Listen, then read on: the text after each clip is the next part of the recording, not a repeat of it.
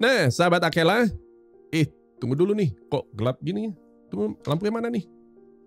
Ini baru sip. Oke, mulai lagi ya. Nah, sahabat Akela, saat ini saya menemukan ada begitu banyak orang yang tiba-tiba jadi takut gelap, khususnya sehubungan dengan ekonomi global. Tenang, khusus bagi trader atau investor, khususnya pemula atau bahkan yang baru belajar sekalipun, dalam video ini saya akan coba bawakan senternya. Moga-moga cukup terang untuk Anda. Seperti biasa, video ini dipersembahkan oleh Akela Trading System, pusat pembelajaran investasi dan trading bursa saham Amerika meliputi US stock, ETF, dan derivatif, termasuk futures, options, dan option on futures. Jika Anda ingin belajar tentang investasi maupun trading di bursa Amerika, silakan kunjungi www.tradingnyantai.com.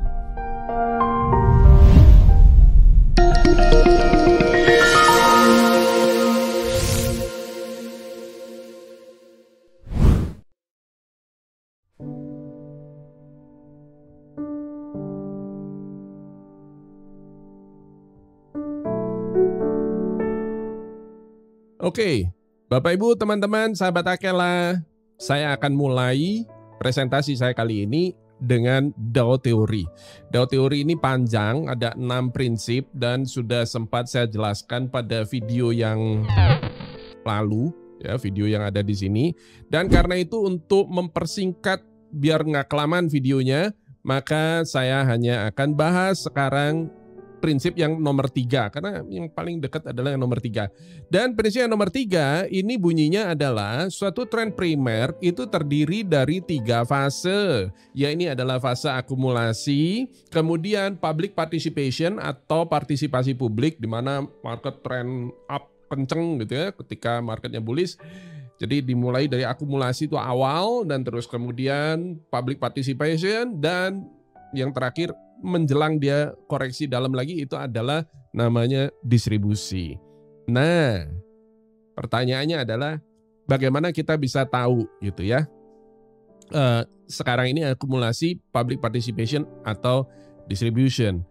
Nah, untuk itu saya akan mulai dari sini dulu ya. Kita buka dulu charts S&P 500 Index. Indeks S&P 500 ini adalah indeks harga saham global, harga saham bursa Amerika yang terdiri dari 500 perusahaan dengan kapitalisasi terbesar di Amerika. Nah, kemudian saya juga pasangkan di situ, saya tampilkan untuk tahu trennya. Ya, ini saya buka weekly charts. Kenapa? Karena saya mau lihat gambar besarnya. Dan saya tampilkan juga di situ itu adalah weekly. Di samping weekly charts itu saya tampilkan juga satu indikator namanya moving average. Jadi kalau Anda lihat di situ ya, itu MA ya. Dan saya pasang 200 bar. Jadi dalam hari ini berarti kalau karena ini adalah weekly, maka ini adalah 200 week moving average ya, 200 minggu.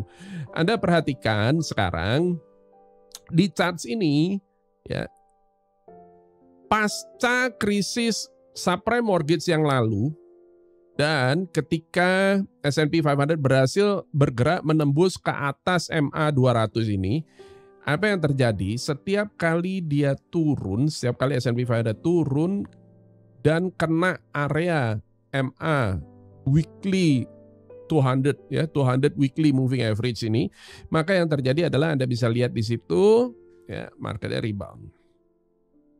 Kemudian di tahun 2016 awal lagi-lagi kejadian kayak begitu. Dan apa yang terjadi? Rebound lagi. Jadi begitu kena MA 200 ini dan dia rebound lagi. Terus kemudian masuk 2019 ya, 2018 kita tahu US China trade war. Apa yang terjadi? Nyampe di MA 200 ya, rebound lagi. Dan setahun berikutnya tahun 2020 turun ke MA 200, kali ini jebol. Ya, MA 200-nya ditabrak itu, turun dia terus. Nah, tapi nggak lama ya, nggak lama kemudian dia nembus MA 200 ini lagi ke atas dan market rebound-nya kencang banget ya. Terus sampai 2021 akhir. Dan kali ini yang terjadi adalah dia lagi-lagi turun ke MA 200 ini ya, 200 week moving average. Pertanyaannya adalah koreksi ini sudah berakhir nggak? Ya, investor besar sudah mulai akumulasi nggak? Nah, untuk menjawab itu sekarang ya, apakah dia koreksi ini berakhir di situ atau dia jebol lagi seperti tahun 2020? Saya akan perkenalkan teman-teman semua ya, ada satu tokoh namanya J. Wallace Wilder. J. Wallace Wilder ini terkenal sekali dengan bukunya ya, ini sudah tahun 1970-an, judulnya adalah New Concept in Technical Trading System. Dan di dalam buku ini untuk pertama kalinya J. Wallace Wilder ini memperkenalkan satu indikator yang sangat populer, namanya Relative Strength Index. Oke, pertanyaannya singkat cerita gimana cara pakainya? Oke, lihat sini ya. Chart tadi itu saya gedein biar teman-teman semua, sahabat Akela bisa jelas lihatnya. Anda lihat ini sekarang. Ketika indeks sahamnya atau saham bisa dipakai di saham, di indeks, di forex, di komoditi macam-macam, tapi dalam hal ini adalah S&P 500 weekly tuh, ya. Dan ketika S&P 500-nya turun kayak begini, dari mana taunya turun? Ya lihat aja ini turun kayak begini. Dan pada bulan Maret 2009 ini, charts 2009, pada bulan Maret 2009 S&P 500 mencapai titik terendah yang lebih rendah dari titik terendah sebelumnya, atau istilahnya namanya new low. Ya, ini low yang lebih rendah dari low sebelumnya, lower low. Ya, new low. Tapi pertanyaannya adalah, lihat baik-baik. Ketika S&P 500 mencapai new low, lower low, ya, low yang lebih rendah dari low sebelumnya, Anda lihat RSI-nya itu enggak. RSI-nya higher low. Ya, RSI tidak bisa turun ke titik terendah sebelumnya. Ya, yang terjadi adalah dia cuma nyampe di situ terus kemudian dia rebound. Nah, di dalam dunia teknikal ini istilahnya formasi seperti ini itu disebut dengan sebutan namanya bullish divergence. Oke, bullish divergence kayak begini ya. Oke, saya tunjukkan lagi, ini juga sama, bullish divergence juga. Ya, kali ini terjadi tahun 2011. Ya, yang terjadi adalah S&P 500-nya new low, tapi RSI-nya itu higher low. Ya, tidak ada new low di RSI. RSI-nya naik kayak begini, sementara S&P 500 turun. Ini namanya bullish divergence. Oke, saya sudah kenalkan teman-teman semua moving average, kemudian RSI, ya, dan ada satu lagi namanya McClellan Oscillator. Ya, McClellan ini adalah breadth indicator. Dia menggunakan jumlah berapa banyak dari 500 sahamnya S&P 500 tuh, yang turun ada berapa banyak itu namanya decline. Teman yang naik ada berapa banyak itu namanya advance. Jadi dia menggunakan data advance and decline atau AD ya. Nah, Sherman McClellan ini adalah ahli matematika. Dia bersama dengan istrinya Marian, jadi Sherman and Marian McClellan, tahun 1978 menemukan indikator yang namanya McClellan Oscillator. Nah, mari kita lihat penampakannya kayak gimana. Nah, itu dia. Ya, yang di bawah ini adalah indikator McClellan Oscillator namanya. Ya, dan saya mau tunjukkan kepada teman-teman semua. Salah satu kegunaan dari McClellan Oscillator ini adalah kita mau tahu negatif sentimen yang terjadi di pasar saat ini itu sudah ekstrim apa belum. Oke. Nah, mari kita lihat sekarang. Kalau Anda perhatikan, saya bikin garis minus 100 di situ. Yang garis warna merah itu. Dan mulai dari tahun 2008-2009 nggak banyak kejadian McClellan Oscillator ini drop di bawah minus 100. Lihat baik-baik. Ya, kejadian yang pertama itu adalah terjadinya di tahun 2011 tuh. Ya, McClellan Oscillator drop di bawah 100. Dan S&P 500 ada di MA 200 ya, 200 week moving average. Apa yang terjadi? Sesudah itu S&P 500-nya rebound. Nah, kemudian yang terjadi lagi di tahun 2019, kalau Anda perhatikan di situ 2019 tuh, lagi-lagi ya, McClellan Oscillator-nya drop di bawah minus 100. Dan Anda lihat apa yang terjadi, ya, lagi-lagi S&P 500-nya drop ke MA 200 ya, 200 week moving average. Dan apa yang terjadi? S&P 500 sesudah itu dia rebound lagi gitu. Nah, Anda perhatikan di tahun 2020 karena Covid ya, drop lagi di bawah 100. Dan kali ini lumayan ekstrim ini dropnya ya. Kenapa? Karena cukup lama. Kalau ini kan cuma sebentar-sebentar nih. Ya, karena ini cukup lama ya. Wajar ya. COVID-19. Kita tahu kengeriannya seperti apa pada waktu itu. Dan ketika dia drop di bawah minus 100, pada saat itu dia tembus di bawah 200 week moving average, tapi kemudian langsung rebound lagi kayak begitu ya. Nah, kali ini hal yang sama itu juga lagi-lagi terjadi. Ya, ini adalah S&P 500 drop lagi ke 200 week moving average lagi, dan Anda lihat McClellan Oscillator itu drop di bawah 100 lagi. Dengan kata lain berarti sentimen negatif yang terjadi di pasar ini sudah sangat ekstrim, sama ekstrim seperti pada saat COVID, sama ekstrim pada saat pasca trade war US-China 2019, dan sama ekstrim seperti krisis Eropa ini, European Debt Crisis tahun 2011.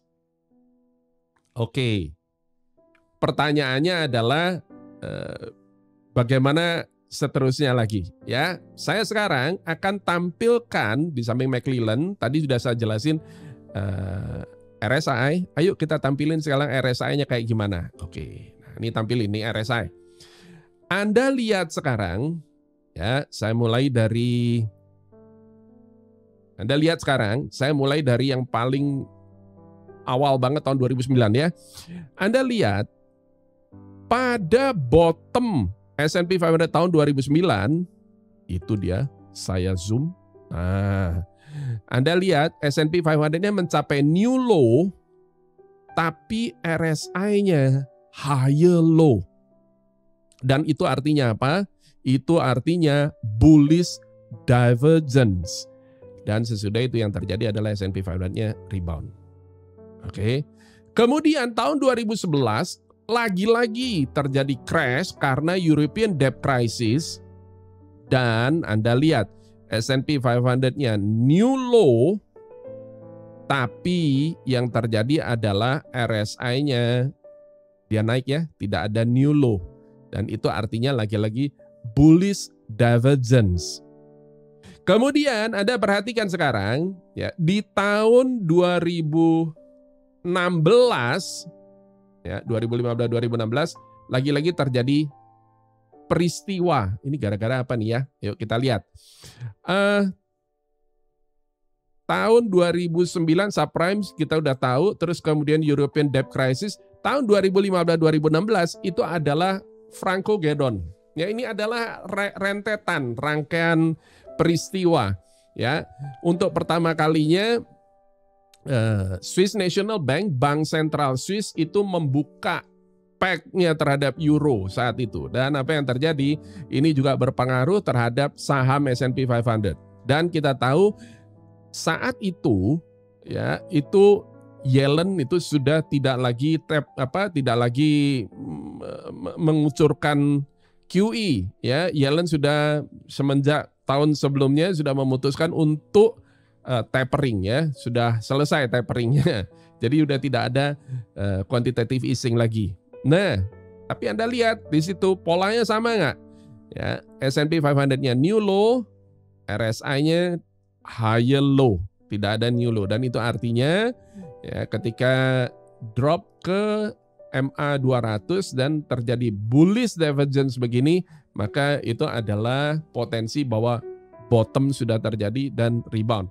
Mari kita terusin lagi ya. Kali ini ya, Anda bisa lihat nggak bahwa S&P 500 new low, tapi Anda lihat RSI-nya itu tidak new low. Ya, berarti ada potensi terjadinya bullish divergence kembali. Dan ayo kita recap sekarang ya, kita rekap sekarang. Di penghujung subprime mortgage crisis ya di tahun 2009, jadi crash bottomnya subprime mortgage di tahun 2009 itu, yang terjadi adalah ada bullish divergence pada RSI. Tapi McClellan Oscillator itu tidak di bawah 100 ya. Masih lebih baik. Ya, nah, sentimennya tidak senegatif seperti yang lain-lain ya. Walaupun cukup negatif juga sih, tapi nggak se ekstrim yang lain. Nah, kemudian tahun 2011 itu terjadi European Debt Crisis, terjadi bullish divergence pada RSI, dan lihat baik-baik ya, McClellan-nya drop di bawah 100 dan efeknya Anda bisa lihat S&P 500-nya naiknya mantap ya.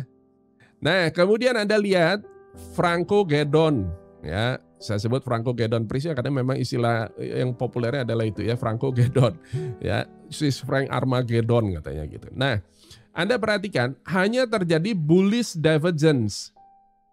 Tapi McClellan tidak se-ekstrim seperti tahun 2011.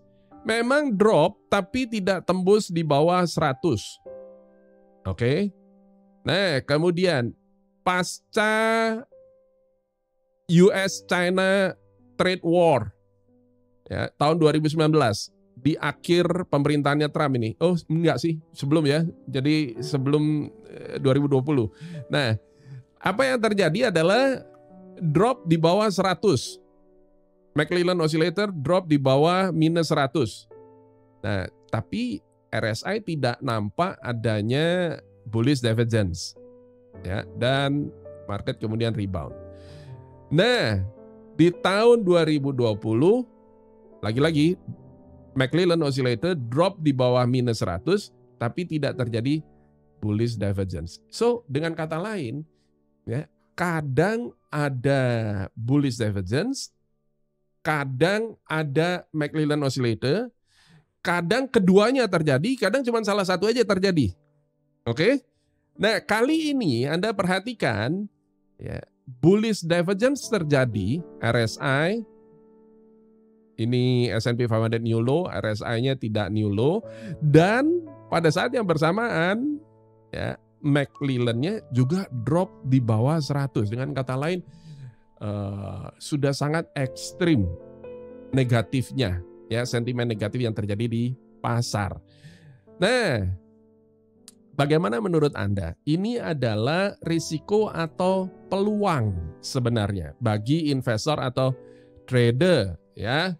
Nah, ya, ini adalah US China trade war, kemudian ini adalah COVID-19, dan ini adalah saat ini ya kita mengalami yang namanya global inflation.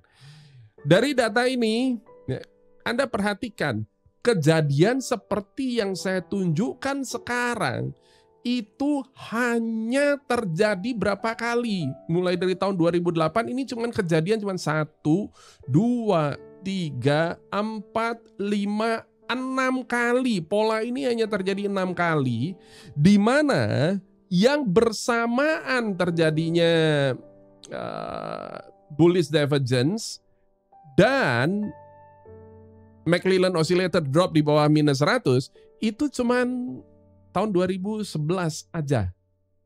Ya, yang lain cuman salah satu. Ya, apakah bullish divergence di RSI ataukah kejadian di McClellan Oscillator yang drop di bawah minus 100. Nah, tapi kali ini dia dua-duanya kejadian. Ya, menurut Anda ya, ini peluang nggak? Ya, dan beberapa mungkin protes sama saya, bilang bahwa tapi Pak Hari, bukannya 2023 ini ekonomi global gelap? Nah, saya tunjukkan satu indikator lagi ya, namanya sentiment indicator. Dan Anda bisa buka ini di TradingView atau pakai chart apa aja bisa ya. Dalam contoh ini yang saya pakai adalah TradingView. Anda perhatikan justru apabila sentimennya tambah gelap, saya tambah demen tuh. Kenapa demikian? Anda lihat lagi yang ini sekarang. Ya, Anda perhatikan di tahun 2009 ketika terjadi subprime mortgage, Anda lihat sentimennya, ya tambah bawah berarti dia tambah gelap, tambah mengerikan katanya. Ya, ekonomi sangat mengerikan. Di tahun 2009 tuh nggak ada satupun media yang bilang bahwa ekonomi cerah, nih ekonomi sangat mengerikan tahun 2009. Kemudian tahun 2019 pasca US-China trade war, ini ekonomi sangat luar biasa mengerikan. Kenapa? Karena trade war, ya mana yang bilang nggak, semuanya bilang sentimennya negatif semua. Nah, kemudian COVID-19 tambah lebih serem lagi tuh, lihat tuh. Ini adalah subprime mortgage tahun 2009, ini adalah US-China trade war, ya sentimen gelap. Mana ada nggak gelap itu. COVID-19 di mana-mana semua lockdown, ya super gelap. Ya, tapi Anda perhatikan ya dia reboundnya kenceng banget sesudah itu. Dan kali ini ya Anda bisa lihat bahwa ternyata sentimennya tambah lebih mengerikan lagi ya. Pasca COVID ini di sini lebih mengerikan dibanding COVID-19, lebih gelap lagi daripada US-China trade war, lebih gelap lagi dari subprime mortgage. Tapi gini ya, dari zaman dulu saya masih kecil ada satu tokoh idola. Saya punya satu tokoh fantasy yang saya ngefans banget. Dan saya tunjukin penampakannya sama teman-teman semua. Dia adalah, ini dia penampakannya. Batman, ini dia. Oke, ada nggak teman-teman yang demen sama Batman? Saya ngefans berat sama Batman dari dulu ya. Nah, filmnya saya sudah koleksi semua dari yang paling pertama sampai sekarang saya punya semua. Oke, pertanyaan saya adalah bagi yang ngefans Batman sama kayak saya, oke, apa yang bikin dia keren? Tahu nggak? Apa yang bikin Batman itu keren? Batman itu keren, kenapa? Karena ada gelap. Makanya namanya Dark Knight. Ya, kalau nggak ada gelap, nggak ada Batman. Adanya tuh Bruce Wayne. Ya, jelas ya, bener ya. Adanya itu adalah Bruce Wayne. Batman nggak mungkin keluarnya itu adalah terang benderang kayak begini. Dia muncul Batman nggak ada. Ya, adanya pada saat gelap-gelap gitu baru muncul dia Batman. Makanya namanya Dark Knight.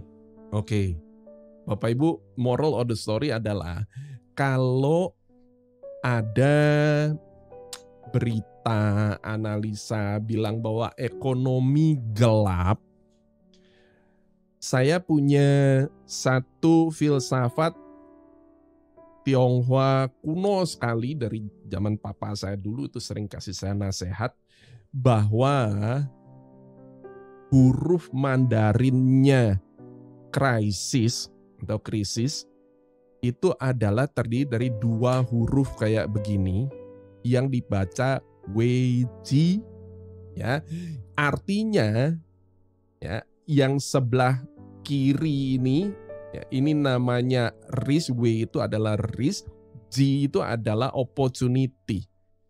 So di dalam krisis itu kalau kita tahu bagaimana cara memanage risikonya, justru disitulah ada peluang.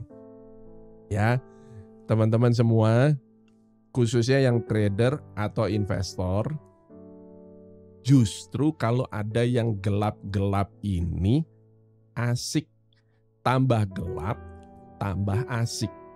Oke? Nah, sahabat Akela, semoga video ini bermanfaat untuk Anda. Jika ada yang merasa center yang saya bawakan melalui video ini masih kurang terang, atau barangkali ada yang minta saya, ya ini kan tentang trading ataupun investasi, gimana kalau bidang yang lain. Oke, karena terlalu luas, tolong ketik pertanyaan Anda di kolom komentar supaya jawaban saya bisa terarah. Semoga pada video yang akan datang saya bisa bawakan lampu Petromax untuk Anda, atau paling enggak lilin-lilin kecil guna menerangi kegelapan yang sedang Anda alami. Sukses selalu, semoga bermanfaat, dan sampai jumpa.